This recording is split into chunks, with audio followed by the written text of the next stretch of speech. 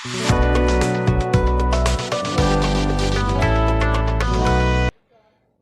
Guys, welcome back to my channel @doctor study. Guys, this is Manjeet and आज के video में हम बात करने जा रहे हैं फिजियोलॉजी के next topic reticulo endothelial system and the tissue microphages के बारे में। गाइस, बेसिकली इसमें हम सबसे पहले इंट्रोडक्शन देखते हैं। तो जो रेटिकुलो एंडोथेलियल सिस्टम होता है या फिर माइक्रोफेजेस सिस्टम होता है उसके बारे में देखते हैं कि ये बेसिकली होते क्या हैं। तो बेसिकली जो रेटिकुलो एंडोथेलियल सिस्टम होता है and the tissue microphages system होता है, ये प्रिमिटिव फैगोसाइटिक सेल्स रहते हैं जो बॉडी में क्या करते हैं, डिफेंस मैकेनिज्म में इंपॉर्टेंट रोल प्ले करते हैं। तो क्या है, ये दोनों प्रिमिटिव फैगोसाइटिक सेल्स है जो कि बॉडी में डिफेंस मैकेनिज्म का काम करते हैं। अब जो रेटिकुलर एंडोथेलियल सेल्स होते हैं बेसिकली वो फाउंड होते हैं in the structures like endothelial lining of the vascular and the lymph जो चैनल्स रहते हैं, मतलब वेस्कुलर और लिम्फ के जो चैनल्स रहते हैं वेसल्स के, साथ ही साथ connective tissue and the organs like spleen हो गए, lungs, liver, lymph nodes and the bone marrow. इन सभी बेसिकली ऑर्गन्स में क्या होते हैं, जो रेटिकुलर एंडोथेलियल सिस्टम है या फिर मैक्रोफेजिक टिश्यू सिस्टम है वो दोनों पाए जाते हैं। नेक्स्ट हम बात करते हैं मैक्रोफेजेस के बारे में। तो बेसिकली मैक्रोफेजेस क्या है कि एक लार्ज फैगोसाइटिक सेल्स है जो कि बेसिकली मोनोसाइट जो होता है उससे डिराइव होते हैं। जो मोनोसाइट है क्या है, WBC का एक टाइप है जिससे बेसिकली जो मैक्रोफेजेस होते हैं वो डेवलप होते हैं, जो कि बेसिकली बॉडी में फैगोसाइटिक काम करते हैं जिसके थ्रू वो क्या करते हैं, डिफेंस मैकेनिज्म प्रोवाइड करते हैं टू द बॉडी। इसके बाद हम बात करते हैं classification of the reticular endothelial sales. तो जो रेटिकुलर एंडोथेलियल सेल्स हैं उनको दो तरह से क्लासीफाई किया गया है, एक फिक्स रेटिकुलर एंडोथेलियल सेल्स और दूसरा वेंडिंग रेटिकुलर एंडोथेलियल सेल्स। जो तो फिक्स रेटिकुलर एंडोथेलियल सेल्स या फिर इन्हें टिश्यू माइक्रोफेजेस भी कहा जाता है। ये बेसिकली क्या होते हैं, जो ऑर्गन्स रहते हैं लाइक लीवर्स हो गए, लंग्स हो गए, स्प्लिन्स हो गए, उसमें पाए जाते हैं। और ये जो वेंडरिंग रेटिकुलर एंडोथेलियल सेल्स रहते हैं ये बेसिकली वेसिकुलर या फिर लिम्फ चैनल्स में पाए जाते हैं, जो कि क्या करते हैं, एक जगह से दूसरी जगह बॉडी में वेंडर करते घूमते रहते हैं, साथ ही साथ अपना फैगोसाइटिक जो वर्क होता है उनका वो परफॉर्म करते रहते हैं। तो सबसे पहले हम फिक्स्ड रेटिकुलर एंडोथेलियल सेल्स या फिर टिश्यू माइक्रोफेजेस के बारे में बात करते हैं। तो जो फिक्स रेटिकुलर एंडोथेलियल सेल्स रहते हैं इनको हम लोग टिश्यू माइक्रोफेजेस भी कहते हैं, जैसे कि हम लोग ने पहले भी देख लिया, या फिर इनको फिक्स्ड हिस्टोसाइट्स भी कहते हैं। अब ये बेसिकली लोकेटेड होते हैं टिश्यूज़ में, इसी कारण से इनको हिस्टियोसाइट्स बेसिकली बोला गया है। अब ये जो टिश्यू माइक्रोफेजेस रहते हैं ये प्रेजेंट होते हैं इन द एरियाज लाइक, सबसे पहले आता है कनेक्टिव टिश्यू। तो जो रेटिकुलर एंडोथेलियल सेल्स रहते हैं जो कि कनेक्टिव टिश्यू में पाए जाते हैं वो या तो सीरस मेम्ब्रेन में रहते हैं, जैसे कि हो गया प्लूरा, ओमेंटम ऑफ द जो स्टमक है, साथ ही साथ मेसेंट्री। इन सभी में जो पाए जाने वाले मैक्रोफेजेस रहते हैं उनको फिक्स मैक्रोफेजेस या फिर fix reticular endothelial cells of the connective tissue कहा जाता है। नेक्स्ट ये पाए जाते हैं basically endothelium of the blood sinusoids. Basically जो endothelium of the blood sinusoids जो कि बोन मैरो में पाया जाता है, liver, spleen, lymph nodes, adrenal glands and the pituitary glands, ये सभी क्या करते हैं बेसिकली फिक्स जो रेटिकुलर एंडोथेलियल सेल्स है उनको कंटेन करते हैं। साथ ही साथ जो कफर सेल प्रेजेंट होता है लेवर में वो भी एक तरह से क्या है, रेटिकुलर एंडोथेलियल सेल्स है, क्योंकि ये भी सेम फैगोसाइटिक फंक्शन परफॉर्म करते हैं और बॉडी में डिफेंस मैकेनिज्म में इंपॉर्टेंट रोल प्ले करते हैं। थर्ड आता है बेसिकली कि रेटिकुलम। तो जो रेटिकुलम ऑफ द स्प्लेन रहते हैं, लिम्फ नोड्स रहते हैं और बोन मैरो रहता है, यहाँ पे भी हमें फिक्स्ड एंडोथेलियल सेल्स देखने को मिलते हैं। इसके बाद सेंट्रल नर्वस सिस्टम आता है जो कि मेनिंजोसाइट्स रहते हैं of the meninges and the microglia जो कि पाए जाते हैं ब्रेन टिश्यू में। ये भी क्या है, मैक्रोफेजेस ऑफ द ब्रेन इन्हें कहा जाता है। तो क्या क्या है, मेनिंजोसाइटिस और साथ ही साथ माइक्रोग्लिया, ये दोनों क्या है, माइक्रोफेजेस ऑफ द ब्रेन है जो कि क्या करते हैं, सेंट्रल नर्वस सिस्टम में फैगोसाइटिक एक्शन परफॉर्म करके बेसिकली डिफेंस मैकेनिज्म में हेल्प करते हैं।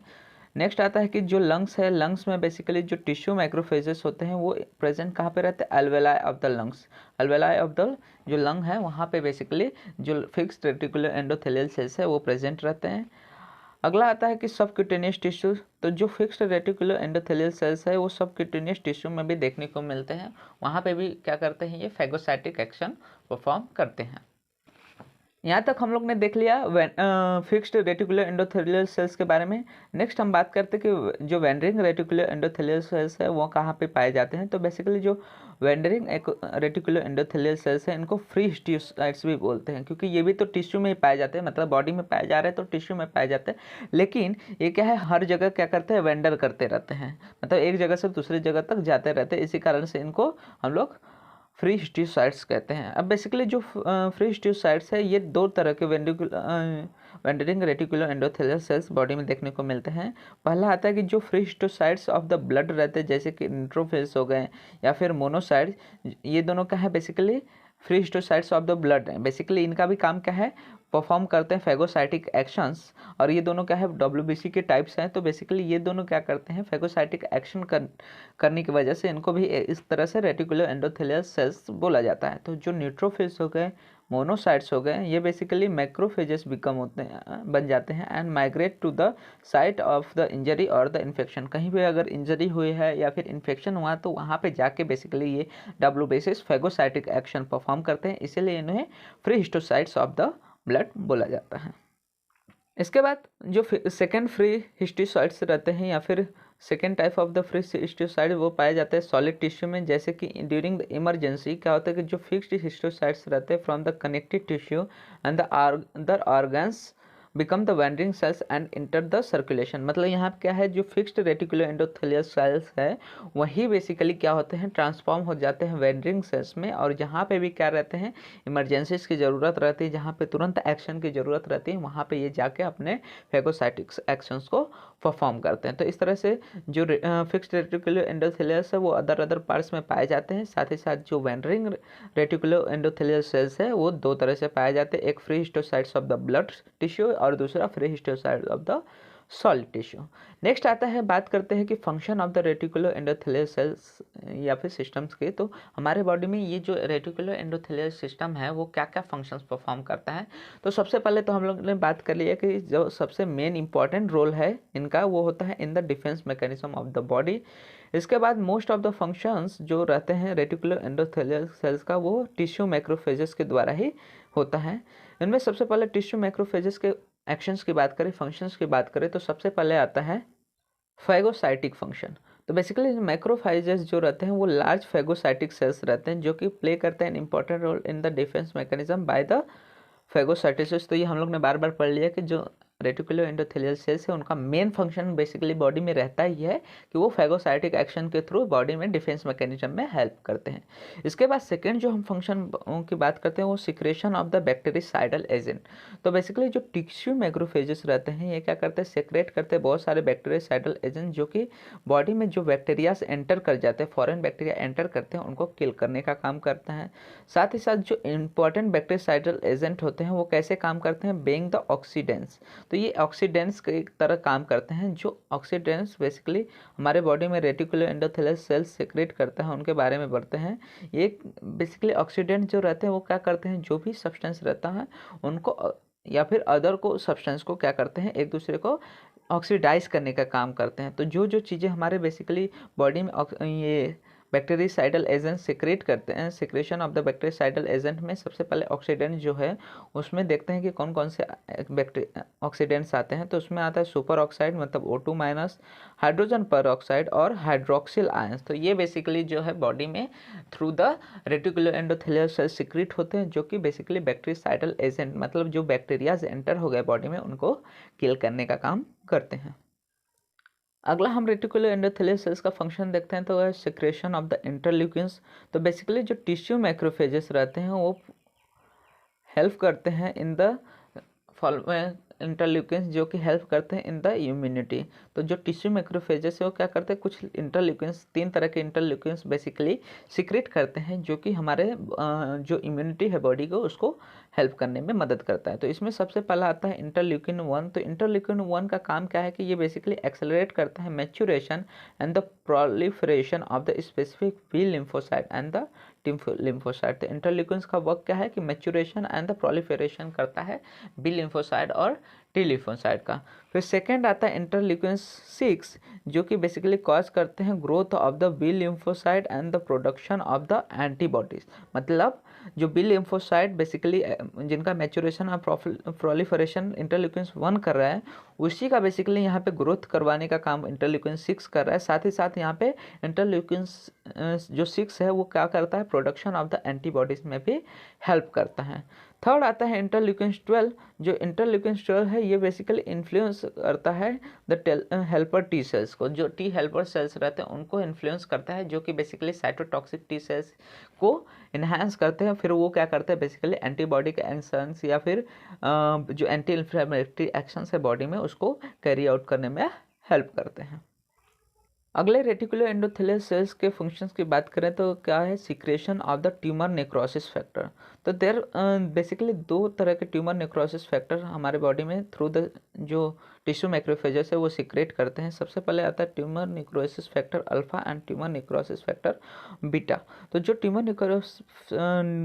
नेक्रोसिस फैक्टर अल्फा है वो basically necrosis of the tumour cause करता है, साथ ही साथ एक्टिवेट करता है इम्यून रिस्पॉन्स को इन द बॉडी, ताकि क्या हो, जो भी फॉरेन बॉडीज या फिर ट्यूमर्स हमारे बॉडी में जनरेट हुए हैं उनको किल करने का काम हो सके। तो ये काम कौन करता है, ट्यूमर नेक्रोसिस फैक्टर अल्फा। उसके बाद जो ट्यूमर नेक्रोसिस फैक्टर बीटा है ये क्या काम करता है, बेसिकली जो भी इम्यून सिस्टम स्टिमुलेट हुआ है और वास्कुलर जो रिस्पांस है उनको स्टिमुलेट करने का काम करता है। साथ ही साथ ये नेक्रोसिस ऑफ द ट्यूमर भी कॉज करता है। तो अल्फा का बेसिकली मेन फंक्शन है कि नेक्रोसिस ऑफ द ट्यूमर करता है, साथ ही साथ इम्यून सिस्टम को रिस्पॉन्स करता है यार उसको एक्टिवेट करता है। लेकिन जो बीटा है उसका काम क्या होता है, सबसे पहले कि इम्यून सिस्टम और वास्कुलर रिस्पांस को स्टिमुलेट करना है, साथ ही साथ मतलब इसका एडिशन में क्या है कि ये नेक्रोसिस करता है। तो बीटा का मेन फंक्शन क्या है कि स्टिमुलेशन, और अल्फा का काम क्या है, necrosis of the tumour. Next function की बात करते हैं रेटिकुलर एंडोथेलियल सेल्स या फिर सिस्टम के। तो यहाँ पे आता है secretion of the transforming growth factor. तो जो टिश्यू मैक्रोफेजेस सिस्टम्स होते हैं वो सिक्रेट करते हैं ट्रांसफॉर्मिंग ग्रोथ फैक्टर्स, जो कि इंपॉर्टेंट रोल प्ले करते हैं in the preventing rejection of the transplanted tissue. मतलब अगर कहीं पे बॉडी ट्रांसप्लांट टिश्यू ट्रांसप्लांट हुआ तो उसको प्रिवेंट, उनके रिजेक्शन को प्रिवेंट करने का काम बेसिकली ट्रांसफॉर्मिंग ग्रोथ फैक्टर करते हैं। ये बेसिकली करते क्या है कि जो भी ऑर्गन्स या फिर टिश्यू ट्रांसप्लांट हुए उसके लिए एक तरह से इम्यूनो सप्रेशन का काम करते हैं, जिससे अगर कोई भी सर्जिकल प्रोसीजर हुआ है, कोई भी ऑर्गन ट्रांसप्लांट या फिर टिश्यू ट्रांसप्लांट हुआ है, तो उसके जो रिजेक्शन के फैक्टर हैं वो बेसिकली कम हो जाए। अगले फंक्शन की बात करते हैं तो यहाँ पे आता है secretion of the colony stimulation factor. तो जो कॉलोनी स्टिमुलेशन फैक्टर है वो सिक्रेट होता है बाय द मैक्रोफेजेस, जो कि MCSF बोले जाते हैं। ये बेसिकली एक्सेलरेट करता है ग्रोथ ऑफ द ग्रेन्युलोसाइट्स, मतलब जो न्यूट्रोफिल्स है, बेसोफिल्स है, यूसिनोफिल्स है, WBC के टाइप्स है, उनका ग्रोथ को एक्सेलरेट करता है। साथ ही साथ ये एक्सेलरेट करता है growth of the monocytes and the macrophages. तो इस तरह से बेसिकली जो बॉडी में हमारा इम्यून सिस्टम है उसको इन्हांस करने का काम, जो कॉलोनी बनाने का काम है, वो बेसिकली कॉलोनी स्टिमुलेटिंग फैक्टर करता है। इसके बाद अगला आता है कि secretion of the platelet derived growth factor. तो जो टिश्यू मैक्रोफेजेस है वो सिक्रेट करते हैं प्लेटलेट डिराइव्ड ग्रोथ फैक्टर, जो कि एक्सेलरेट करता है basically repair of the damaged blood vessels and the wound healing. तो basically platelet derived growth factor का 2 काम है कि जो भी बॉडी में डैमेज हुए हैं वेसल्स, ब्लड वेसल्स डैमेज हुए हैं, उनको रिपेयर काम करने के काम को एक्सेलरेट करता है। साथ ही साथ अगर कहीं पे वुंड हुआ है तो उसको भी हील करने का काम basically platelet derived growth factor करता है। नेक्स्ट आता है कि removal of the carbon particles and the silicon. तो बॉडी में कहीं भी कार्बन पार्टिकल्स या सिलिकन पार्टिकल्स है उनके रिमूवल में भी कौन हेल्प करता है, रेटिकुलो एंडोथेलियल सेल्स। तो यहाँ पे जो मैक्रोफेजेस रहते हैं वो क्या करते हैं, ingest the substance like carbon dust particles and the silicones which enters the body. तो जो फैगोसाइटिक एक्शन के थ्रू जो रेटिकुलर एंडोथेलियल सेल्स रहते हैं वो क्या करते हैं, ये सभी कार्बन डस्ट हो गए या फिर सिलिकॉन पार्टिकल्स हो गए, इनको इंजेस्ट कर लेते हैं, इनका मेटाबॉलिज्म कॉज करते हैं, मतलब उनको डिग्रेड करते हैं। इस तरह से बेसिकली इनका रिमूवल करते हैं फ्रॉम द बॉडी। नेक्स्ट हम फंक्शन की बात करते हैं तो basically destruction of the senile RBC. जो सेनाइल आरबीसी मतलब ओल्ड आरबीसीज हैं उनका बेसिकली डिस्ट्रक्शन कॉज करने का काम भी रेटिकुलर एंडोथेलियल सिस्टम करता है। तो यहाँ पे जो रेटिकुलर एंडोथेलियल सेल्स है पार्टिकुलरली जो कि स्प्लीन में पाए जाते हैं वो क्या करते हैं, जो भी सेनाइल आरबीसीज हैं उनको डिस्ट्रॉय करने का काम करते हैं। साथ ही साथ वहाँ पे release of the haemoglobin cause करते हैं। नेक्स्ट आता है डिस्ट्रक्शन ऑफ द हीमोग्लोबिन। तो जो हीमोग्लोबिन रिलीज हुआ है फ्रॉम द ब्रोकन सेनल आरबीसी, जो कि हम लोग ने स्प्लीन में देखा, और डिग्रेड होता है by the reticulo endothelial cells. तो इनका बेसिकली हीमोग्लोबिन में जो हीम पार्ट रहता है, ग्लोबिन पार्ट रहता है, उसका डिस्ट्रक्शन कॉज होता है। हीम पार्ट अलग होता है, ग्लोबिन पार्ट अलग होता है। जो एफी पार्टिकल्स रहते हैं वो फिर से स्टोरेज में जाते हैं, वहाँ पे फिर से वापस से हीमोग्लोबिन फॉर्मेशन में, न्यू हीमोग्लोबिन फॉर्मेशन में इनका यूज़ होता है। तो इस तरह से बेसिकली सेनाल आरबीसीज के डिस्ट्रक्शन में, साथ ही साथ डिस्ट्रक्शन ऑफ द हीमोग्लोबिन, ये सभी काम बॉडी में कौन करता है? Reticulo endothelial cells. तो यहाँ तक था हमारा reticulo endothelial cells and the tissue macrophages topic के बारे में। अगर आपको वीडियो अच्छा लगा हो तो वीडियो को लाइक कीजिए एंड चैनल को सब्सक्राइब कीजिए, जिससे आपको फर्दर वीडियो से रिलेटेड अपडेट्स मिलते रहे। साथ ही साथ आप हमारे टेलीग्राम एंड इंस्टाग्राम चैनल को भी फॉलो कर सकते हैं, वहाँ पे आपको डेली वीडियो से रिलेटेड अपडेट मिलते रहते हैं।